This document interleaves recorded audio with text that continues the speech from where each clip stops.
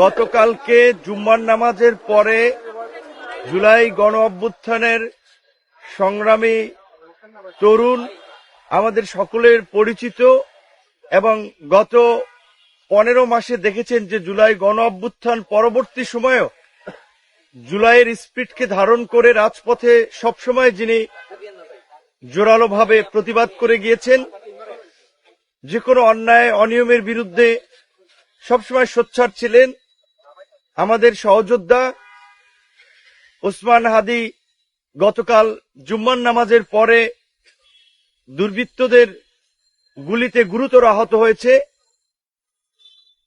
রাজধানী ঢাকার পল্টনের মতো একটি ব্যস্ততম এলাকার বিজয় সরণী এলাকায় সন্ত্রাসীরা গুলি করে বাইক চালিয়ে নিরাপদে চলে গেল।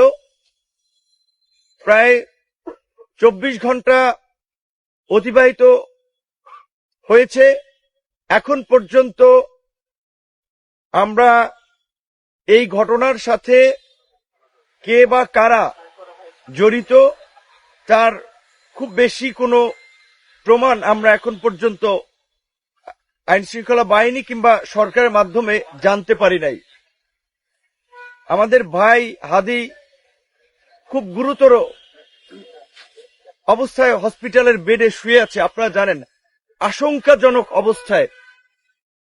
তার চিকিৎসকদের সাথে কথা বলেছি, মেডিকেলের ভাষায় এই কন্ডিশন নিয়ে সুস্থ হওয়ার, স্বাভাবিক জীবনে কিংবা বেঁচে থাকার হারটা খুব নগণ্য। কাজে এই মুহূর্তে আমাদের সবচেয়ে বেশি প্রয়োজন মানুষের দোয়া, খাস করে, কারণ দোয়ায় মানুষের ভাগ্যের পরিবর্তন হয়, মানুষের আয়ু বাড়ে। এই জন্য আমরা দেশের মানুষের কাছে আমাদের ভাই, আমাদের সংগ্রামের সহযোদ্ধা হাদির জন্য দোয়া চাই, যেন আল্লাহ তাকে বাঁচিয়ে রাখুক। আপনারা দেখেছেন 2018 সালে কোটা সংস্কার আন্দোলন থেকে ফ্যাসিবাদের উত্তাল সময়ে যখন স্বৈরাচারের বিরুদ্ধে আমি আমার সহকর্মীরা প্রতিবাদ করে আসছিলাম, সেই সময় আমরাও এইভাবে নানানভাবে রক্তাক্ত হয়েছিলাম, হুমকি ধামকি পেয়েছিলাম, কিন্তু কোনো কিছুকে উপেক্ষা করি নাই। আমরা দেখতে পেয়েছি এই জুলাই গণ অভ্যুত্থানের মধ্যে দিয়ে যে কয়েকজন তরুণ এই সংগ্রামী চরিত্র ধারণ করে নতুন প্রজন্মের জন্য আসলে একটি অনুসরণীয় চরিত্র হয়ে উঠছিল। হাদি তার মধ্যে অন্যতম। তার এই অসুস্থ হওয়ায়, তার এই আহত হওয়া গোটা দেশের তরুণ থেকে প্রবীণ সকল মানুষকে মর্মাহত করেছে। আপনারা দেখেছেন যে এর আগে চট্টগ্রামে একজন সংসদ সদস্য প্রার্থী তিনি গুলিবিদ্ধ হয়েছিলেন। সেই ঘটনায় এখন পর্যন্ত কিন্তু ওইভাবে আসলে কারো বিরুদ্ধে ব্যবস্থা নেওয়া হয় নাই। এমনকি গত 29শে অগস্ট আলরাজি কমপ্লেক্সে, সেখানেও চতুর্দিকে সিসি ক্যামেরা বেষ্টিত এলাকা, মিডিয়ার সামনে আমি আমার সহকর্মীরা আক্রান্ত হয়েছিলাম কতিপয় পুলিশ এবং কতিপয় সেনা সদস্য দ্বারা। লোক দেখানোর একটা তদন্ত কমিটি হয়েছিল, 60-30 কর্মদিবসের টাইম দিয়ে এখন পর্যন্ত এই তদন্ত কমিশন আলোর মুখ দেখে নাই। যদি এই অতীতের ঘটনাগুলোতে যদি সরকার একটা শক্ত ভূমিকা নিত, আজকে এই ধরনের হয়তো ঘটনার পুনরাবৃত্তি হতো না। আমরা যেটা বলেছি যে হাদির পরিবারকে ডেকে নিয়ে সান্ত্বনা দেওয়া হয়েছে, বলা হয়েছে তো বিচার করব, খুনিরা ধরা পড়বে। এই বয়ান শেখ হাসিনাও দিয়েছে। তাই আমরা বর্তমান অন্তর্বর্তীকালীন সরকারকে পরিষ্কারভাবে বলতে চাই, কোন সান্ত্বনার বাণী শোনাবেন না, সান্ত্বনার বাণী শোনাবেন না। শেখ হাসিনার পরিণতি দেখেছেন, বিক্ষুব্ধ জনতা কিভাবে গণভবন ঘেরাও করতে গিয়েছিল। কাজে আপনারাও যদি ওই শেখ হাসিনার মতোই সান্ত্বনার বাণী শোনান, আমাদেরকে ঘুম পাড়ানি মাসি পিসির গল্প শুনিয়ে শান্ত রাখতে চান, সেটি আপনারা পারবেন না। নির্বাচনের তফসিল দিয়েছেন, কতটুকু নির্বাচনের পরিবেশ আছে সে নিয়ে গোটা দেশের মানুষ উদ্বিগ্ন। এই অবস্থায় নির্বাচন তো হবে না যদি এই অবস্থা চলতে থাকে। আর একটা মহল তো চাচ্ছে যে নির্বাচন যাতে না হয়, নির্বাচন বানচাল করে দেশে আরেকটি বিদেশি মদতপুষ্ট সরকার গঠন করা, 111-এর মতো আরেকটি সরকার গঠন করে ওই পতিত স্বৈরাচারী শক্তিকে কামব্যাক করানো, যে শক্তির বিরুদ্ধে এদেশের জনগণ গণপ্রতিরোধ গড়ে তুলেছিল এবং জনগণের সেই গণপ্রতিরোধের মুখে তারা দেশ থেকে পালিয়ে গিয়েছিল। আমরা বারবার বলেছিলাম যে গণ অভ্যুত্থানের পরবর্তী বিভিন্ন ধরনের, যখন আপনারা দেখেছেন স্বর্ণ ব্যবসায়ী এই বনশ্রীতে আপনার গুলি করে স্বর্ণ নিয়ে গেছে, ব্যাংক পাড়া থেকে গুলি করে টাকা ছিনতাই করে নিয়ে যাচ্ছে, শীর্ষ সন্ত্রাসীরা, বিভিন্ন শীর্ষ সন্ত্রাসীরা কারাগারে যারা ছিলেন তারা জামিনে বের হয়েছেন। এমনকি এই জুলাইয়ের যারা হামলা মামলার আসামি ছিলেন তারা অনেকে জামিন পেয়ে যাচ্ছেন। মানি লন্ডারার থেকে শুরু করে খুনি অনেকেই জামিন পেয়ে যাচ্ছেন। আমরা কোর্টের কাছে জানতে চাই, এই সন্ত্রাসীরা এই গণ অভ্যুত্থানে যাদের গণবিরোধী ভূমিকা ছিল তারা কিভাবে জামিন পাচ্ছে, কারা তাদের জামিনের জন্য দাঁড়াচ্ছে, আর কোর্ট বা কিভাবে তাদের জামিন দিচ্ছে। অবশ্যই কোর্টকে আমরা সম্মান করি, শ্রদ্ধা করি, কিন্তু আমরা তো চোখের সামনে দেখছি যে টাকা পাচারকারী থেকে শুরু করে খুনিরা জামিন পাচ্ছে, শুধু জামিন পাচ্ছে না, নির্বিঘ্নে তারা দেশ থেকে বাইরে চলে যাচ্ছে। সর্বশেষ আমি একটি ঘটনা আপনাদের সাথে শেয়ার করতে চাই। সরকারকে বলেছি, উপদেষ্টাদেরকে বলেছি, যখন আমরা 2018 সালে কোটা সংস্কার আন্দোলন করি সেই সময় শেখ হাসিনা জাহাঙ্গীর কবির নানক এবং এনামুল হক শামীমকে কোটা সংস্কার আন্দোলনকারীদের সাথে আলাপ আলোচনার দায়িত্ব দিয়েছিলেন। তারা গল্পের ছলে আমাদেরকে বলেছিলেন 2006 সালে বিএনপির ক্ষমতার শেষ দিকে তারা কিভাবে 28 অক্টোবরে ওই লগি বৈঠার তাণ্ডব থেকে শুরু করে দেশে অস্থিতিশীল পরিস্থিতি সৃষ্টি করেছিল, কিভাবে সীমান্তের ওই পার থেকে এই পার ঢুকে সিম পাল্টিয়ে তাদের নেতা কর্মীদের সাথে যোগাযোগ করে নাশকতা করেছিল এবং সেখানে কিভাবে সহযোগিতা করেছিল বিএসএফ তথা আমাদের এই প্রতিবেশী দেশের গোয়েন্দা সংস্থা। তো আজকে এই যে দেশে অঘটনগুলো ঘটছে এবং এই অপকর্ম করে কিন্তু অনেকেই সীমান্ত দিয়ে পার হয়ে যাচ্ছে এবং সীমান্ত দিয়ে ঢুকছে। কাজেই সীমান্তে কঠোর একটা নজরদারি ব্যবস্থার পাশাপাশি দেশের অভ্যন্তরীণভাবে আমরা মনে করি যৌথ বাহিনীর একটা সাঁড়াশি অভিযান পরিচালনা করা দরকার। এই যে আপনার অস্ত্র উদ্ধার, নির্বাচনের আগে যে অভিযান চলে, অবৈধ অস্ত্র তো আমরা দেখছি পত্রপত্রিকায়, এমনকি আমরা দেখলাম যে কিছুদিন আগে ট্রেনে করে আপনার গান পাউডার, পিস্তল, ম্যাগাজিন, অস্ত্র সহ আপনার বিভিন্ন সামগ্রী আসছে। সেগুলো যদিও সে সময় সেনাবাহিনী হাতে ধরা পড়েছিল। তো এই অভিযান পরিচালনা আরো জোরদার করতে হবে। সোশ্যাল মিডিয়াতে হুমকি দিচ্ছে, আমাদেরকে হুমকি দিচ্ছে। এই উসমান হাদি কোনো ব্যক্তি না, উসমান হাদি জুলাইয়ের একটা চরিত্র। উসমান হাদির উপরে আঘাত মানে জুলাইয়ের উপরে আঘাত। হসপিটালে বসেই আপনাদেরকে মোবাইলে দেখাতে পারি, আমি ইনবক্সে হুমকি দেওয়া হচ্ছে যে কাপনের কাপড় নিয়ে আমাদেরকেও রেডি থাকতে বলা হচ্ছে। এখন আমরা কার কাছে নিরাপত্তা চাবো? কয়জনকে সরকার নিরাপত্তা দেবে? আমরা ব্যক্তিগতভাবে নিরাপত্তা চাই, আমরা দেশকে নিরাপদ করার দাবি জানাই সরকারের এবং রাজনৈতিক দলসমূহকে আমরা অনুরোধ জানাবো ক্ষমতায় যেতে কিংবা ক্ষমতা দখল করার জন্য অস্থির হয়ে রাজনৈতিক বিভাজন তৈরি করবেন না। আপনাদের বিভাজনের কারণেই এখন পর্যন্ত ফ্যাসিবাদী শক্তির আস্ফলন দেখাচ্ছি। ফ্যাসিবাদী শক্তি 18 দলীয় জোট করতেছে, নির্বাচন করবে, নির্বাচনের মাঠে থাকবে, নির্বাচন বানচাল করবে, এই আওয়াজ দিচ্ছে। আওয়ামী লীগ নিষিদ্ধের সময় আমরা সকলের পরিষ্কার অবস্থান দেখতে পাই নাই।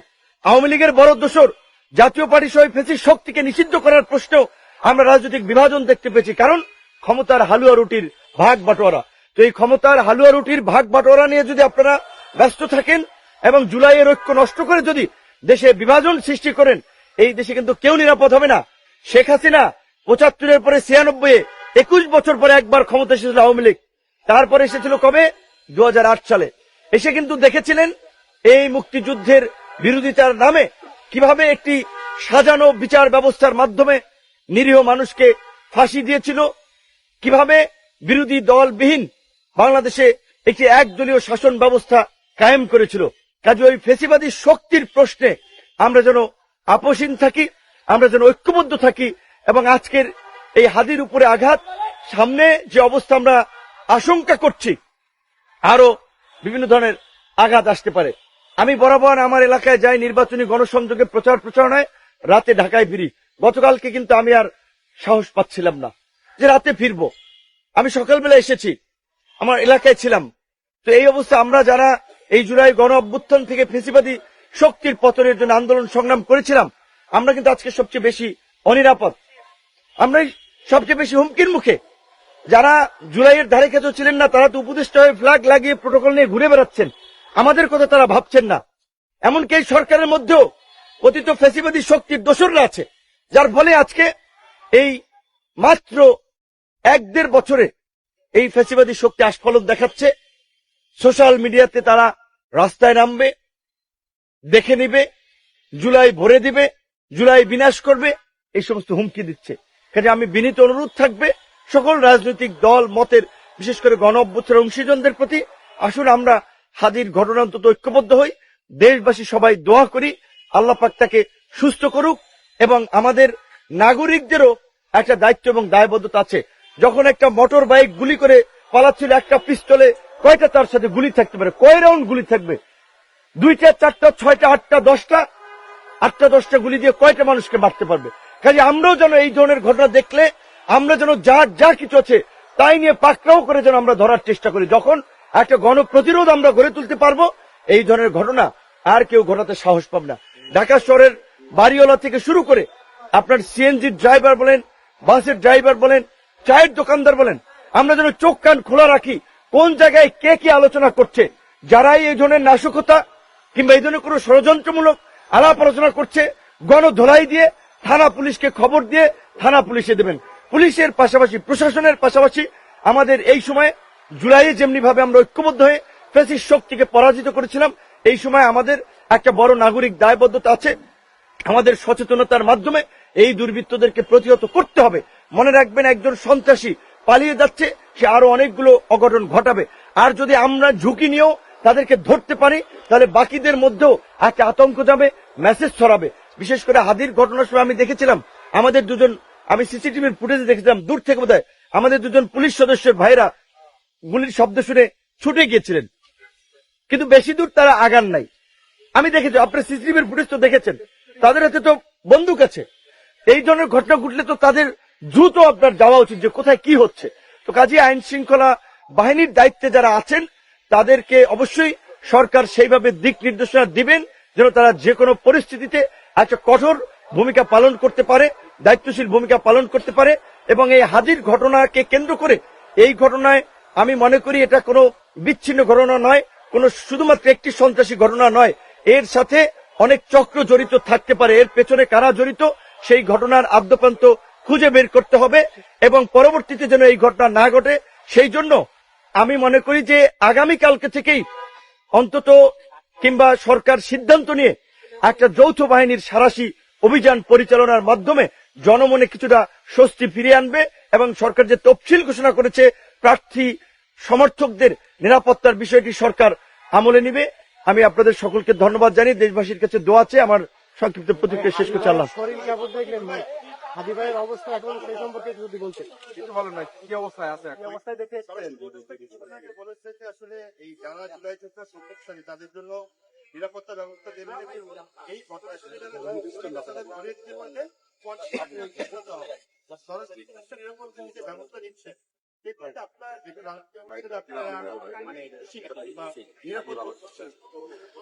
আমরা সরকার কয়জনকে নিরাপত্তা দেবে? আমি যদি বলি যে আমাকে 5 জন পুলিশ দিয়ে, আমার সামনে পেছনে একটা গাড়ি দিয়ে আমাকে নিরাপত্তা দেন, আমার মতো যারা সহযোদ্ধা রাজপথে সারা বাংলাদেশ থেকে নেতৃত্ব দিয়েছে, বিশ্ববিদ্যালয় থেকে কলেজ থেকে জেলা পর্যায়ে অসংখ্য তরুণ রয়েছে, প্রত্যেককে তাদের একজনকে আঘাত করা মানে তো জুলাইয়ের আঘাত।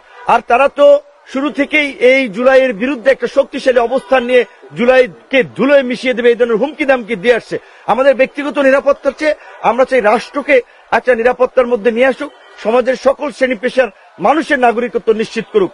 আর স্বরাষ্ট্র উপদেষ্টা প্রকৃত অর্থে বলতে গেলে স্বরাষ্ট্র উপদেষ্টা এবং আইজিপির বিরুদ্ধে অভিযোগ যে তিনি আপনার ফেসিবাদের দোসর ছিলেন, ছাত্র দলের নেতা, সাবেক বিএনপি নেতা পিন্টুর হত্যাকাণ্ডের সময় তিনি আপনার এসবির দায়িত্বে ছিলেন, সেই সময় এই আপনার বিডিআর পিলখানার হত্যাকাণ্ডে তার সংশ্লিষ্টতা উঠে এসেছে। স্বরাষ্ট্র উপদেষ্টার ব্যক্তিগতভাবে তিনি আন্তরিক মানুষ, সজ্জন ব্যক্তিত্ব, সহজ সরল মানুষ, কিন্তু এই রকমের ব্যক্তি দিয়ে স্বরাষ্ট্র মন্ত্রণালয় চলে না। গণ অভ্যুত্থান পরবর্তী সময়ে আমরা আইন শৃঙ্খলা বাহিনীর প্রতি যে ভূমিকাটা আমরা প্রত্যাশা করেছিলাম স্বরাষ্ট্র মন্ত্রণালয়ে, সেইটা আমরা দেখি নাই। এবং এই উপদেষ্টা দায়িত্বে থাকলে নির্বাচন পর্যন্ত নির্বাচন পর্যন্ত আমরা যাইতে পারি কিনা সেটা নিয়ে আমাদের সন্দেহ আছে। কাজে আমরাও সরকারের সাথে আলাপ আলোচনা করে সরকার যদি কার্যকর পদক্ষেপ না নেয় তাহলে তো আমাদের যে ধরনের পদক্ষেপ নেওয়ার আমাদের কিছু সেটা নিতেই হবে। তবে আশা করি সরকার রাজনৈতিক দলের সাথে সংলাপ করার মধ্যে দিয়ে তাদেরকে ঐক্যবদ্ধ করে এই পরিস্থিতি কিভাবে মোকাবেলা করা যায় তার একটা পথ তারা আমাদের সামনে উপস্থাপন করবে। ধন্যবাদ। না